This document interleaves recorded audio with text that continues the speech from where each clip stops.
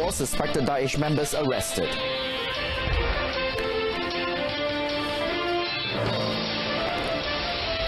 Dato' Mazlan Mansor appointed a deputy IGP.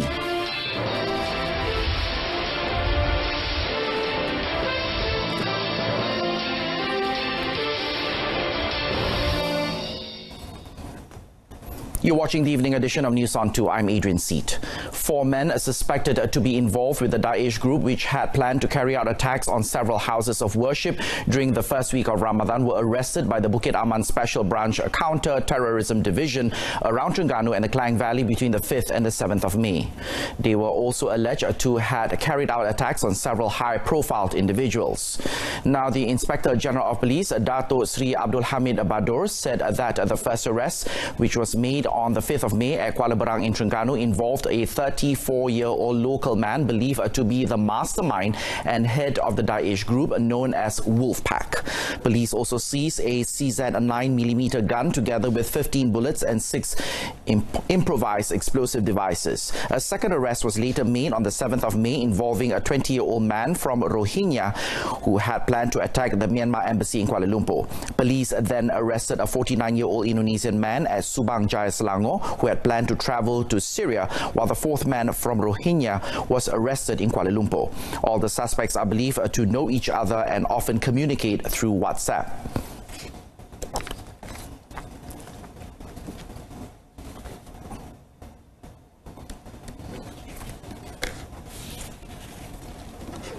Sel ini, mastermind ini tadi telah berjaya mendapatkan senjata dan juga bom-bom buatan sendiri ini tadi daripada negara asing, negara jiran. So setakat itu saja. Tetapi untuk pelaksanaan, sesudah memiliki senjata-senjata sebegini, proses pelaksanaannya cukup mudah. Hanya perlu dibawa daripada sana untuk datang ke sini dan seterusnya mereka boleh gunakan. Dan untuk nak meledakkan bom tersebut tidaklah memerlukan apa-apa yang canggih, sekadar untuk menghidupkan, menyalakan fuse-nya tadi dan terus dilontarkan ke dan lengkap dengan apa sekali. Memang IED ini berkuasa tinggi juga dan boleh membunuh dan mencederaparahkan. Dan pistol buatan Czechoslovakia tersebut. Police are now on the lookout for the 3 Daesh members who are believed to be involved in plans to attack several houses of worship. Bukit Aman Commercial Crimes Investigations Department, or CCID Director Dato' Mazlan Mansor, has been appointed as the new Deputy Inspector General of Police effective the 9th of May. Dato' Mazlan was appointed to replace Tan Sri Nur Rashid Ibrahim, who retired on the 17th of March. The former Selangor Police Chief received his appointment letter from Home Minister Tan Sri Muhyiddin Yassin at the ceremony at the Home Ministry in Putrajaya today.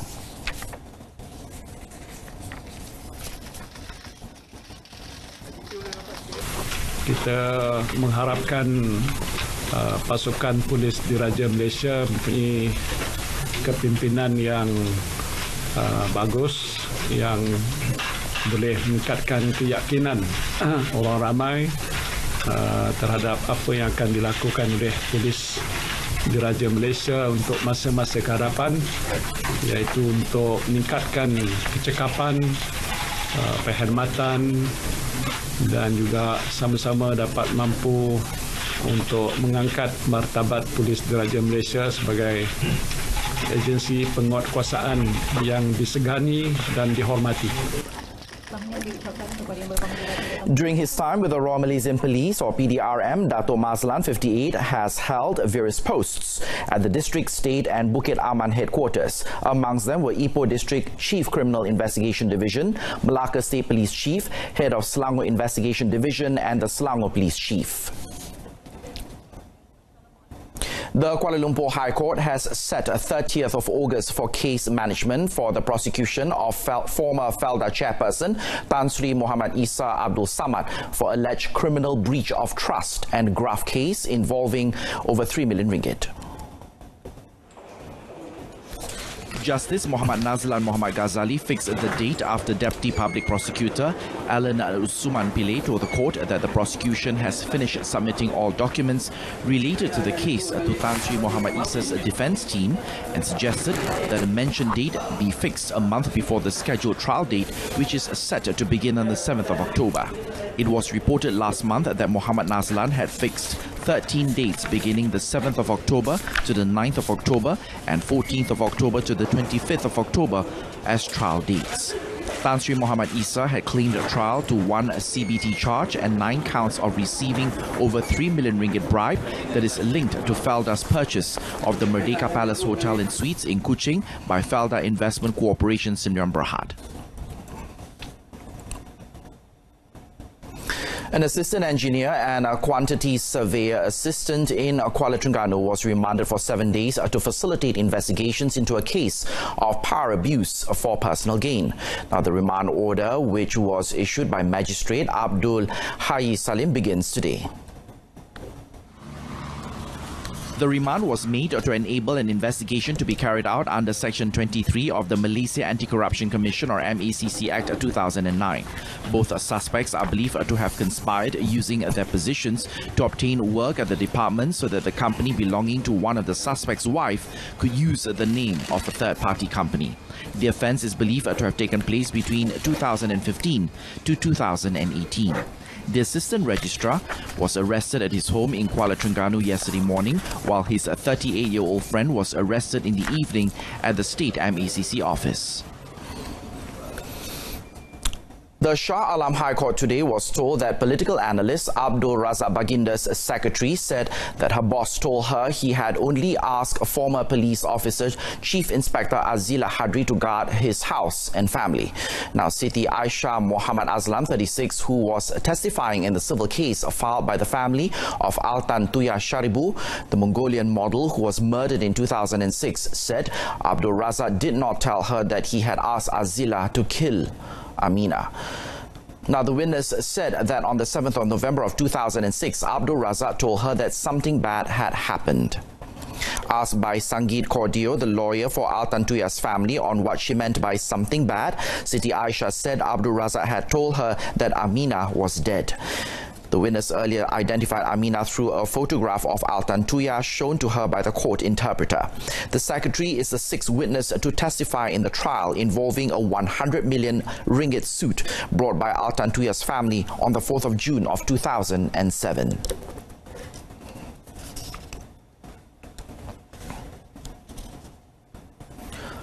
A Filipino man was sentenced to 3 years in prison and a fine of 5,000 ringgit by the Tawau Magistrates Court after pleading guilty to the charge of causing the death of a senior citizen in a hit-and-run case at kilometer 48 Jalan Tawau, Kalabakan on the 19th of March. Now, the accused, Sani Kaldi, 56, has been sentenced to begin serving his sentencing today by Magistrate Farhansha Farin Muhammad Firdaus. The offence was committed under Section 41, subsection 1 of the Road Transport Act 1987, Act 333/87. Magistrate Farhasha Farin said the accused will face an additional 10 months prison sentence should he fail to pay the fine. Now, the court has referred the case to the Immigration Department to extradite the accused back to his country soon after he serves his sentence. According to case facts, the accused, who was driving a jeep together with his friend, lost control of the vehicle when he tried to overtake a lorry, causing it to enter the opposite lane before crashing into a car which the victim was in. The crash had caused the 71-year-old senior citizen to suffer serious injuries to her head and was confirmed to have died while receiving treatment at the Umas Umas Health Clinic. The case is now being prosecuted by Prosecution Officer ASP Joan Lee. 2 people were killed when the car they were travelling in skidded and turned a turtle before ramming into a bus stop at Leboh McCallum in Georgetown, Pulau Pinang early this morning. Leboh Pantai Fire and Rescue Department Operations Officer Saiful Bahri Abdul Kadir, who confirmed the incident, said both victims died at the scene as they were pinned to their seats. The victims were identified as Andy Merik, 25, and Jusi Dolisip, 29, from Kota Marudu in Sabah. Saiful Bahri said the firefighters arrived at the scene. They saw the Proton Persona with all its four wheels facing upwards and the two victims pinned to their seats. Kita ambil masa lebih kurang dalam 1 jam untuk mengeluarkan mangsa dari lokasi kemalangan. Keadaan kenderaan telah terbalik dan menyukarkan anggota-anggota untuk mengeluarkan mangsa di dalam kereta tersebut. Saiful Bahri said they had to extricate the two from the wreckage and added that the two victims were confirmed to have died at the scene by paramedics who arrived later. The bodies were sent to the Pulau Pinang Hospital for post-mortem. A 30-year-old man, Cikgu Muhammad Hanafis Cikgu Abbas, died while his friend suffered minor injuries when the car they were travelling in skidded and fell into a 2-meter ravine at kilometre 12, Jalan Endau Mersing in Johor at 12:30 a.m. today. Now, the incident was confirmed by Mersing Police Chief Superintendent Cyril Edward Knowing. The incident took place when Cikgu Muhammad Hanaf and his friend was driving from Dungun, Terengganu, heading towards the Petroleum and Petrochemical Integrated Development Project site, Rapid Pengerang. The car skidded and fell into the ravine when passing through a bend. Now, the victim died when receiving treatment at the Mersing Hospital, while his friend Muhammad Azri Muhammad Ripin was treated at the same hospital. The case is now being investigated under Section 41, Subsection 1 of the Road Transport Act 1987.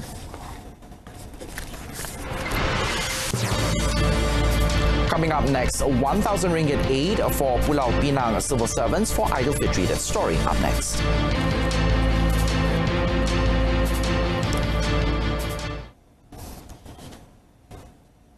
Welcome back. The Pulau Pinang government has announced a special aid of half-month salary or a minimum of 1,000 ringgit for all civil servants in the state in conjunction with the upcoming Hari Raya Aidilfitri celebrations. Chief Minister Chow Kon Yeow said the aid included an allocation of 5.27 million ringgit for 3,905 civil servants in the state.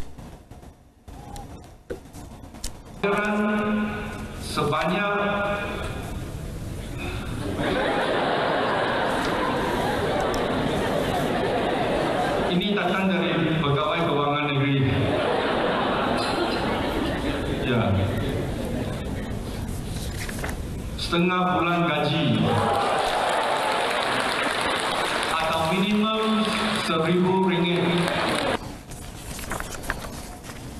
Chow has also called on civil servants to continue to cooperate and provide their commitment to achieve the state's initiative for Vision 2030. The government is taking proactive measures to lead the country to industrial revolution-based investments and at the same time provide salary guidelines based on experience, expertise and qualifications on 61 different jobs in the country. Deputy Human Resources Minister Dato' Mahfuz Omar said the implementation is being carried out to reduce the dependency on foreign labour. He also said that the need for salary guidelines is important as the Rakyat's education level has increased over the years, but the investments into the country is still based on foreign labour that have less expertise. Jadi sudah tentu kita mengharapkan supaya selepas ini tumpuan kerajaan hari ini ialah untuk nak membawa menggalakkan pelaburan yang bertaraf teknologi yang tinggi supaya sesuai dengan tahap dan kelayakan pendidikan yang ada kepada rakyat Malaysia. The Deputy Minister said this after attending an event in Pokok Sena, Kedah. Malaysia is the first country in the ASEAN region and fourth in the world to offer Cyberdyne Hybrid Assistant Limb or HAL treatment, an innovative medical technology to treat patients with paralysis or weakened limbs. Human Resources Minister M. Kulasegaran said the treatment available at the Neurorobotics Rehabilitation and Cybernetics Centre at the Social Security Organisation or SOCSO Tun Abdul Razak Rehabilitation Centre in Aikro Melaka was equipped with 24 units of HAL robot suits developed by Cyberdyne Inc. in Japan. Now, Kulasegaran said the centre is able to treat SOCSO-insured persons with paralysis or weakened limbs caused by injury or central nervous system's disorder to regain their ability faster compared to other methods.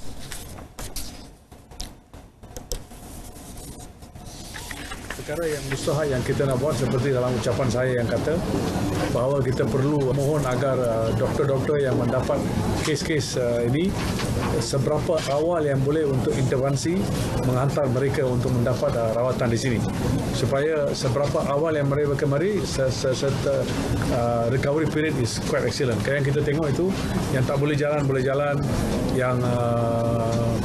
yang paralyzed dia boleh berfungsi lebih kurang sama. Ia sekaligus akan menjimatkan dan mengurangkan kesusahan kepada keluarga. He said this after launching the Neuro Robotics Rehabilitation and Cybernetics Centre in Melaka today. Civil servants and government-linked companies or GLC employees are advised to be cautious about easy loan offers by money lenders claiming to be the agents of Angkatan Koperasi Kebangsaan Malaysia Berhad or ANKASA, especially during the upcoming festive season. Now, ANKASA President Dato' Abdul Fattah Abdullah said the cooperative has been receiving complaints on money lenders claiming to be agents of ANKASA with offers of instant loans to civil servants and GLC staff. Jadi kami di Angkasa, saya di Angkasa memandang serius perkara ini kerana ini seolah-olahnya cuba memancing atau menjerat kaki tangan kerajaan dan juga GLC supaya membuat pinjaman. He said the money lenders will stick advertisements in public places to claim they are from a certain cooperative that can help to provide faster loans. In addition, he said they are also attracting potential borrowers by informing them that the loan repayment can be made through salary deduction because this type of loan repayment can only be made by civil servants and GLC staff. Dato' Abdul Fattah hoped that civil servants or GLC employees who want to apply for loans to check on the status of the company to avoid falling victims to such schemes. He said those who have been deceived by such loan offers by the companies or individuals claiming to be ANKASA agents to lodge their police reports for action to be taken. To date, about 800 cooperatives have obtained the approval to offer loans to their members, including to civil servants and GLC employees. However, he said only half or 400 of the cooperatives are still active. 2.5 million ringgit has been allocated by the Malaysian Islamic Economic Development Foundation or YAPIM as financial aid to some 14,000 recipients through its Inspirasi Ramadan program this year. The amount sees an increase compared to the 2.1 million ringgit allocated for 2018. YAPIM's Director General and Group Chief Executive Officer Dato' Abibullah Samsudin said recipients comprising orphans and the hardcore poor will get 120 ringgit each. Since its introduction in 2016, 10 million ringgit has been spent to implement its three main programs, namely Inspirasi Ramadan, Inspirasi Sekolah Rendah and Inspirasi SPM.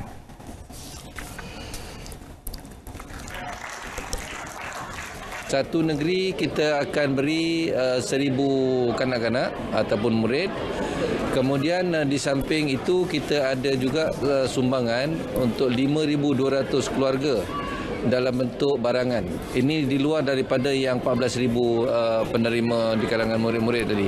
Ada 5,200 penerima terutamanya keluarga miskin dan juga ibu tunggal seluruh negara juga. Dato' Abibullah said this after presenting contributions at the Terengganu State level Inspirasi Ramadan event in Kuala Terengganu today. He added the program will ease the burden of parents and guardians, especially during the festive season. Pilgrims Fund Lembaga Tabung Haji, or TH, today declared its recent restructuring exercise a success, citing revenue as well as close to 100,000 new deposits in the first 3 months of this year. In a statement released, Tabung Haji said as an institution to assist Muslims in their savings and performance of the Hajj, services for the management of deposits have been smooth without any disruption this quarter. Tabung Haji said this more than a month after the government announced its lowest ever dividend payout to depositors. It said it recorded a revenue of 623 million ringgit and a net profit of 440 million ringgit, adding that the value of its assets surpassed its liabilities by some 1.2 billion ringgit.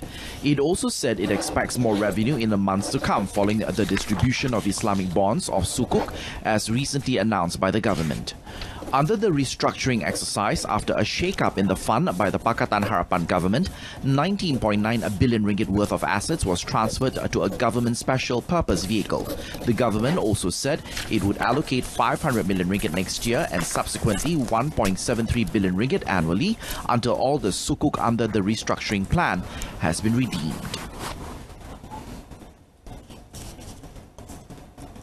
Perusahaan otomobil kedua Sdn Bhd or Perodua is ramping up its child car seat safety campaign initiative to educate road users, particularly its customers, on the importance of using such devices.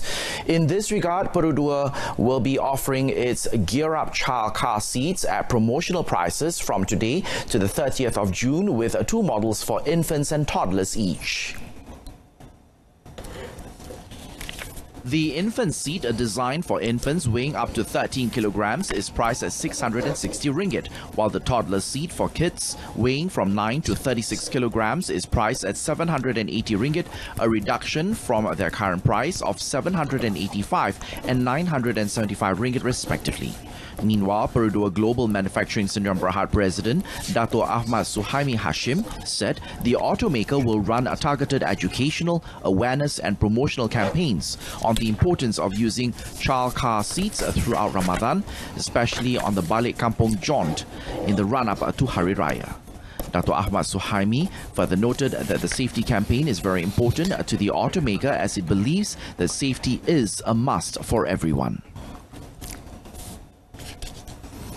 Greatech Technology Berhad, an industrial automation solutions provider, aims to raise 73.05 million ringgit from its initial public offering or IPO.